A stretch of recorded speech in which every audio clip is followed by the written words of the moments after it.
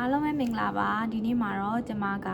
ရောင်ရဲခြင်းဆိုတဲ့အကြောင်းအရာလေးကိုပြပြပေးသွားမှာဖြစ်ပါတယ်။ဘာလို့လဲဆိုတော့ဒီတလောပေါ့နော်ကျွန်မဖြစ်နေတဲ့ပြဿနာလေးတွေကအားလုံးအတွက်ကိုလည်းအကျိုးရှိမယ်ထင်တဲ့အတွက်ကြောင့်မလို့ကျွန်မလုပ်လိုက်တာဖြစ်ပါတယ်။ဘာလဲဆိုတော့ကျမတို့မှာရှိတဲ့အရာလေးနဲ့ကျမတို့လှအောင်နေလို့ရတယ်ပျော်အောင်နေလို့ရတယ် confidence ရှိအောင်နေလို့ရတယ်เนาะကိုယုံကြည်မှုရှိပြီးတော့တီထွင်ဖန်တီးပြီးတော့သူများနဲ့မတူအောင်ထူးခြားလို့ရတယ်ပေါ့နော်အဲ့ဒါတွေကိုကျမတို့ကမေ့ပြီးတော့လောဘတွေနဲ့တစ်ခုပြီးတစ်ခုဝယ်ခြင်းနဲ့စိတ်တစ်ခုပြီးတစ်ခုလိုခြင်းနဲ့စိတ်တွေဖြစ်နေတယ်ပေါ့နော်အဲ့ဒီဟာတွေကိုကျမခုတလောတိတ်သဘောမကျတော့ဘူးပေါ့နော်ဟုတ်တယ်ကိုဝယ်ပေးရမယ်ထိုက်တန်နဲ့လုပ်ပေးရမယ်ဆိုတာသိပေးမယ်ရောင်ရဲစိတ်မရှိတော့တဲ့အတွက်ကြောင့်မလို့ဝယ်ပြီးဝယ်လောဘတွေတော့တော့မတတ်နိုင်မယ်နော်ဟာဟွာလိုချင်မြန်ပြီဒီဟာလိုချင်မြန်ပြီဆိုပြီးတော့တောကဖြစ်ပြီးတော့ပူလောင်ရတယ်အဲ့ဒီဟာကြီးကိုကျွန်မမကြိုက်တော့ဘူးပေါ့နော်မကြိုက်တော့တဲ့အတွက်ကြောင့်မလို့ငါကိုတော့တတိပေးရတော့မယ်ငါကိုတော့ပြောင်းလဲရတော့မယ်ငါပြီးခဲ့တဲ့2024တုန်းကဆိုရင်ငါမှရှိတဲ့ဟာလေးနဲ့ငါအလားဆုံးနေတယ်ပျော်အောင်နေတယ်စိတ်ချမ်းသာရတယ်เนาะကိုမှရှိတဲ့ဟာလေးကိုပဲတန်ဖိုးထားပြီးတော့ကိုလှုပ်တဲ့ဟာလေးတွေကိုပဲလှုပ်ပြီးတော့ဘလောက်အေးချမ်းလိုက်လဲအဲ့လိုမျိုးလေးဖြစ်တာပေါ့နော်ဘယ်လိုဖြစ်လဲဆိုတော့အခု2025မှာကျတော့ကျွန်မဘယ်လိုဖြစ်လဲဆိုတော့ရောင်ရဲတယ်ကိုဒီရှိတာလေးနဲ့ရောင်ရဲရမယ်လို့တွေးလိုက်တဲ့အခါမှာမနိုင်ပြရောင်ရဲဆိုတဲ့စကားကိုကျွန်မတိတ်မကြိုက်ဘူးကျွန်မအမေရတယ်ကျွန်မဆုံးဖြတ်စင်မှာသမီးရောင်ရဲလေတကယ်မကိုမရှိရလေးနဲ့ကိုစိတ်ချမ်းသာအောင်နေကျွန်မအမေကအမြဲတမ်းပြောတယ်ပေါ့ဒါပေမဲ့ဘယ်လိုဖြစ်လဲဆိုရောင်ရဲတယ်ဆိုတာကငါ့ကိုပိုမတိုးတက်အောင်လုပ်တာရောင်ရဲတယ်ဆိုတာလောဘမရှိတော့ရင်ငါဘလို့နည်းနဲ့မှမချမ်းသာနိုင်ဘူးငါကောင်းမွန်တဲ့လမ်းကိုမရောက်နိုင်ဘူးငါပိုမြင့်မာတဲ့ဘဝကိုမရောက်နိုင်ဘူးဆိုတဲ့စိတ်နဲ့ကျမကကိုပဲကောင်းတာတွေပေးချင်တာကိုကောင်းတဲ့ဟာတွေပဲလုပ်ပေးချင်တာကိုကောင်းတာဟာတွေပဲဝယ်ပေးချင်တယ်ပိုတိုးတက်ချင်တယ်ပိုကောင်းတဲ့နေရာရောက်ချင်တယ်အဲ့လိုမျိုးတွေဖြစ်တာပေါ့နော်အဲ့တော့ဘယ်လိုဖြစ်လာလဲဆိုတော့ဟုတ်တယ်ဒီတစ်ပတ်ပိတ်ရက်မှာတော့ဒါဝယ်လိုက်ပြီနောက်တစ်ပတ်ကျတော့ဒါထပ်ဝယ်ခြင်းလားပြန်ရောဟိုဟာလိုချင်မယ်ဒီဟာလိုချင်မယ်ဆိုကျမမှာပူလောင်နေရဟာငါဒါတော့ဝယ်ဖို့တော့ငါဘယ်လိုတော့ထပ်လုပ်ရမယ်အဲ့လိုမျိုးတွေနဲ့ဖြစ်တာပေါ့နော်အဲ့တော့မမောင်းလားဆိုတော့လေမှားနေတယ်မမှန်ဘူးလားဆိုတော့လည်းမှန်နေတယ်လို့လည်းပြောလို့ရတာပေါ့နော်ဟုတ်တယ်လောဘတဲ့ကြောင့်မလို့စူးစမ်းဖြစ်တယ်မှန်ပေမဲ့အရန်ပူလောင်ပြီးတော့ဖြစ်နေရတဲ့ဟာကြီးကတော့မမှန်တော့ဘူးလေနော်ဟုတ်တယ်ကျမမှာအခု cosmetic လေးတွေရှိအဲ့ cosmetic လေးတွေကိုကျမတကယ် brand ကောင်းလေးတွေပဲပြောင်းလဲပစ်ချင်တယ်เนาะကျမအခုဆိုရင် Dior အရန်ကြိုက်နေတယ်အဲ့တော့ကျမ Dior brand လေးတွေပဲအသေးချာစုချင်တယ်ဒါပေမဲ့ကျမမှာအရင်ရှိနေတာဖြစ်နေတဲ့တကယ်ကိုကောင်းတဲ့သုံးလို့ရတဲ့ဟာလေးတွေအများကြီးရှိနေသေးတယ်အဲ့ဟာလေးတွေမကုန်မဲနဲ့ကျမမှာအစ်ဟာတကယ် brand ကြီးတွေပဲဖြစ်နေတယ်ဆိုရင်ကျမအရန်ပူလောင်ရတယ်ပြီးတော့လည်းကျမရင်ဝယ်ထားတဲ့ဟာတွေကအလကားဖြစ်တယ်ရေရှည်မှာသုံးဖို့အတွက်ကိုရည်ရွယ်တယ်ဆိုရင်လေတကယ်ကိုယ့်အတွက်ကို confidence ရှိစေတယ်ကိုယ့်အတွက်ကိုတကယ်လိုအပ်တကယ်အကျိုးရှိစေတဲ့အရာဆိုတာမှန်ရင်တောင်မှတကယ်ကိုကောင်းမွန်တဲ့အရာလေးကိုပဲတေချာလေးကိုပြောင်းလဲပြီးတော့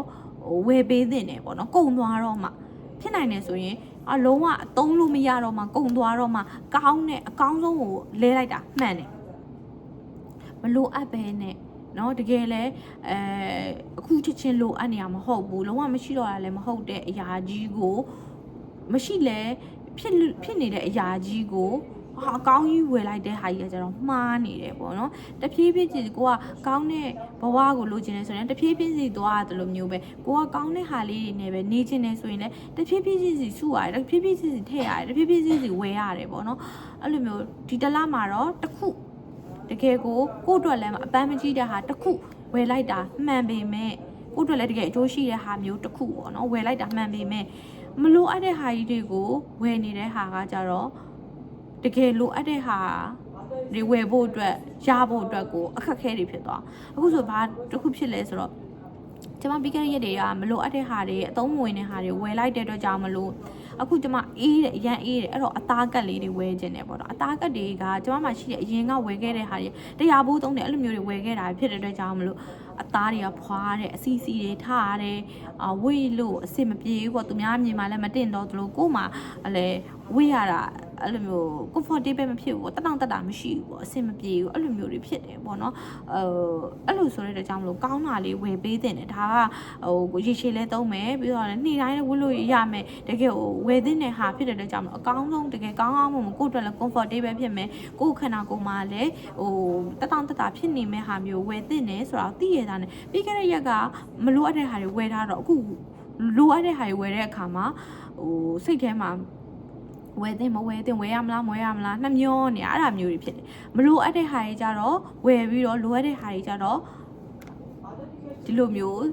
စိတ်ထဲမှာအတွေးတွေဝင်အောင်ထီကိုဖြစ်တယ်ဘာလို့လဲဆိုတော့ပတ်စံသုံးပြီးသွားပြီကိုအဲ့လိုမျိုးတွေဖြစ်တာပေါ့အဲ့လိုမျိုးဆိုတော့ကျမငါမဖြစ်တော့ဘူးငါရောင်ရဲမှဖြစ်တော့မယ်ငါအခုလဲငါမှရှိရဟာလေးနဲ့အလှဆုံးနေလို့ရသေးတယ်ဟုတ်တယ်ကျမအခုတလောကတော့ငါပို့ပြီးတော့ကောင်းမွန်တဲ့ပုံစံမျိုးလေးပြောင်းလဲမယ်ငါ glow up လုပ်မယ်ငါပိုကောင်းတဲ့ဟာလေးငါပို့ပြီးတော့ဝတ်မယ်အဲ့လိုမျိုးစဉ်းစားထားတာမှန်ပေမဲ့ကို့မှာရှိတဲ့ဟာလေးတွေတကယ်ဝတ်လို့ရသေးတယ်သုံးလို့ရသေးတယ်ဘာမှလည်းမဖြစ်သေးပဲနဲ့အစ်ကြီးကိုပဲလိုချင်ပြီးတော့အကောင်းတကားအကောင်းနေလိုချင်နေဆိုတာကြီးကကြတော့မှားနေရပေါ့နော်အဲ့ဒါကိုလည်းကျမဆုံးမခြင်းနဲ့ကိုလည်းပြင်ဖို့ပြောခြင်းနဲ့ဟုတ်တယ်ဒီအခုကိုမှရှိနေဟာလေးဒါလုံးဝဝတ်လို့အဆင်မပြေတော့ဘူးမဝတ်တင်တော့ဘူးမလိုက်ဖက်တော့ဘူးလုံးဝကိ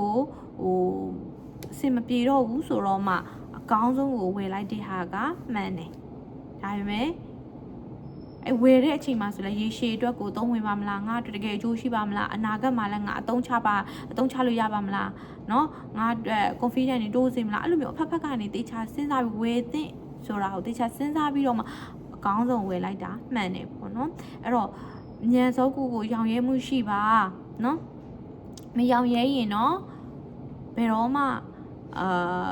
ှတကယ်လိုအပ်တဲ့အရာတွေအတွက်ကိုလုံနိုင်ဖို့ကမလွယ်ဘူးเนาะဟုတ်တယ်ကျမကမျက်စိခွဲဖို့ရှိတယ်အဲ့မျက်စိခွဲဖို့အတွက်တွေလည်းတေချာလောက်ရမယ်အဲ့တော့တကယ်ကိုယ့်အတွက်လိုအပ်တဲ့ဟာတွေကိုသာ focus လုပ်ပါကိုယ့်အတွက်လိုအပ်တဲ့အရေးကြီးတဲ့ဟာတွေကို focus မလုပ်ရင်အသေးလေးတွေနဲ့မလိုအပ်တဲ့ဟာတွေနဲ့ကိုကပတ်စံကုန်သွားမယ်ဆိုရင်ကိုပဲနောင်တရမယ်ကိုပဲမြန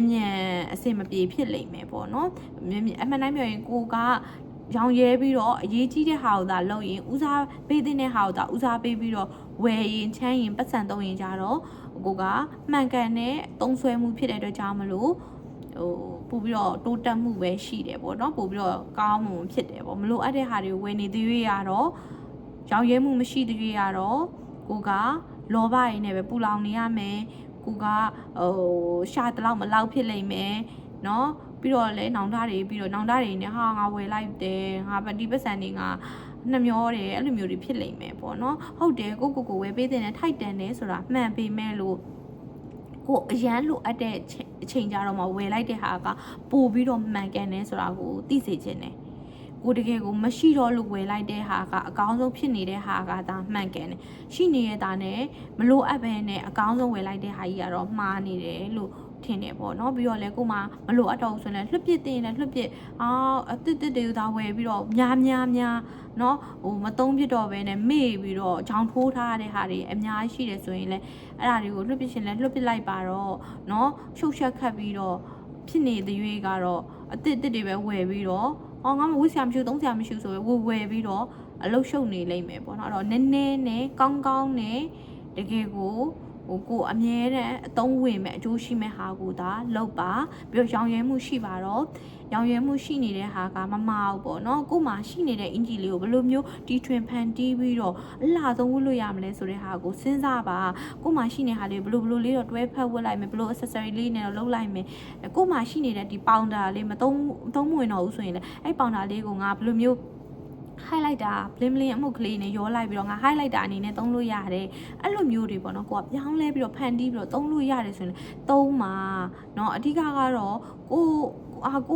ုဒီဟာလေးကိုငါဘယ်လိုဖန်တီးလိုက်ရလဲဘယ်လိုမျိုးလေးတွေငါလုပ်လိုက်ရတယ်သူများနဲ့မတူသွားတာဘယ်လိုမျိုးလေးတွေဖြစ်လဲအဲ့လိုမျိုးလေးတွေကိုရှိရလေးနဲ့ရောင်ရဲပြီးအကောင်းဆုံးနေလို့ရတယ်ဆိုတော့သိစေခြင်းနဲ့ပေါ့နော်ပြီးအရင်တော့မှရှိရလေးနဲ့ရောင်ရဲပြီးစိတ်ချမ်းသာခဲ့ပြီးအခုရှိတာနဲ့လည်းမရောင်ရဲနိုင်နေပြီလိုချင်တဲ့ဟာတွေလည်းဝယ်နိုင်ရတာနဲ့ကိုပူလောင်နေရတယ်ဆိုတာကြီးကမဖြစ်သင့်တော့မမှန်ကန်တော့ဘူးပေါ့နော်အဲ့တော့ရောင်ရဲပါတော့နော်ကိုမရှိတဲ့ဟာလေးတွေတန်ဖိုးထားပါတော့ ကိုမှရှိတဲ့ဟာလေးနဲ့ confidence ရှိအောင်နေပါပျော်အောင်နေပါလို့ပြောရင်းနဲ့ကျမကဒီဗီဒီယိုလေးကိုအဆုံးသတ်ချင်ပါတယ်အားလုံးဟုတ်တယ်ရောင်ရဲမှုဆိုတာကမရှိသင့်ဘူးလို့တချို့ကကျမလိုမျိုးထင်အောင်ထင်ခဲ့လိမ့်မယ်ပေါ့ဘာလို့လဲဆိုတော့ရောင်ရဲမှုရှိတဲ့သူကမတိုးတက်ဘူးမအောင်မြင်ဘူးအဲ့လိုမျိုးတွေးခဲ့လိမ့်မယ်ပေါ့နော်ဒါပေမဲ့ရောင်ရဲမှုရှိတဲ့ဟာကစိတ်နှလုံးအေးချမ်းနဲ့လိုအပ်တဲ့ဟာကိုဝယ်ခြင်းကမှန်ကန်တယ်လို့ကျမကပြပေးခြင်းပါတယ်အဲ့တော့ကြောင့်အားလုံးဒီတက်ပို့ပြီးတော့စိတ်ချမ်းသာကြပါစေဒီတက်ပို့ပြီးတော့ကံကောင်းခြင်းတွေပိုင်ဆိုင်ကြပါစေဒီတက်ပို့ပြီးတော့တကယ်လိုအပ်တဲ့အကျိုးရှိတဲ့ကိုယ့်အတွက်တကယ်ကိုလုပ်ပေးရမယ့်အရာတွေကိုဒါ focus ထားနိုင်ပါစေလို့ပြောရင်းနဲ့ကျမကဒီရောင်ရဲခြင်းရဲ့အကြောင်းလေးကိုမျှဝေပေးလိုက်တာဖြစ်ပါတယ်အားလုံးပဲဒီလိုချင်တဲ့ဇော်တွေနဲ့မပူလောင်ကြပါစေနဲ့အမြဲတမ်းပေးဖို့ပဲပေါ့နော်ငါဘယ်လိုလေးလှူဒန်းခြင်းနဲ့ငါဘယ်လိုကုသိုလ်လေးလိုချင်နဲ့ငါဘယ်လိုလေးတော့ကောင်းမွန်အောင်တိုးတက်အောင်ဗာလေးတော့စူးစမ်းဖြည့်တင်းနေမယ်တင်ယူနေမယ်ဆိုတဲ့စိတ်ကိုပဲထည့်ပါเนาะကုသိုလ်လေးတွေကိုပဲအမြဲတမ်းစိတ်ထဲမှာထည့်ပါဟိုဟာလိုချင်တဲ့ဒီဟာလိုချင်တဲ့အဲ့လိုမျိုးတွေဖြစ်နေတဲ့ရွေးရတော့ကျမတို့ပူလောင်နေရမှာပဲအဲ့တော့နေ့စဉ်ကိုယ့်ရဲ့အချိန်တိုင်းစက္ကန့်တိုင်းမှာကိုယ့်ရဲ့စိတ်နှလုံးထဲမှာကိုတင်ယူနေတဲ့စိတ်ကလေးတွေဖြည့်တင်းနေတဲ့စိတ်ကလေးတွေစူးစမ်းနေတဲ့စိတ်ကလေးတွေပြီးတော့ကုသိုလ်ယူခြင်းတဲ့စိတ်ကလေးတွေလှူဒန်းခြင်းတဲ့စိတ်ကလေးတွေကုညီခြင်းတဲ့စိတ်ကလေးတွေနဲ့ပဲအစားထိုးပြီးပြောင်းလဲကြည့်ပါမဟုတ်လို့ကတော့ကျမတို့တွေကလောဘတွေနဲ့အတော်မတတ်နိုင်ပဲနဲ့စီစီရဲနေရပါလိမ့်မယ်เนาะအဲ့တော့ကြောင့်မလို့ရောင်ရဲမှုဆိုတဲ့အကြောင်းအရာလေးကကိုမတိုးတက်စေဘူးလို့ထင်ခဲ့တယ်ဆိုရင်လည်းအပြောင်းလဲမြင်ကြည့်ပါရောင်ရဲလိုက်ခြင်းကငါ့ကိုစိတ်အေးချမ်းစေတယ်ငါ့ကိုမှန်ကန်တဲ့လမ်းကိုရောက်စေတယ်ငါ့ကိုမလိုအပ်တဲ့အရာတွေကို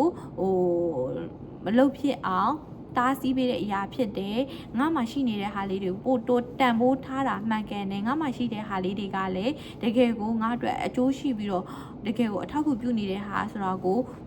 သိအောင်လုပ်တဲ့အရာဆိုတာကိုအားလုံးကို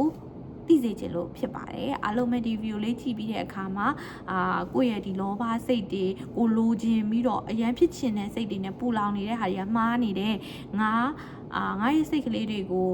ငါတကယ်ကောင်းမွန်ခြင်းနဲ့ပိုတိုးတက်ခြင်းနဲ့ပိုချမ်းသာခြင်းနဲ့ဆိုရင်ငါရဲ့အခုလက်ရှိစိတ်ကိုငါကောင်းတဲ့အတွေးလေးတွေကောင်းတဲ့စိတ်ကလေးတွေနဲ့ပဲထည့်ပြီးတော့ငြိမ်းချမ်းအောင်နေမှသာလျှ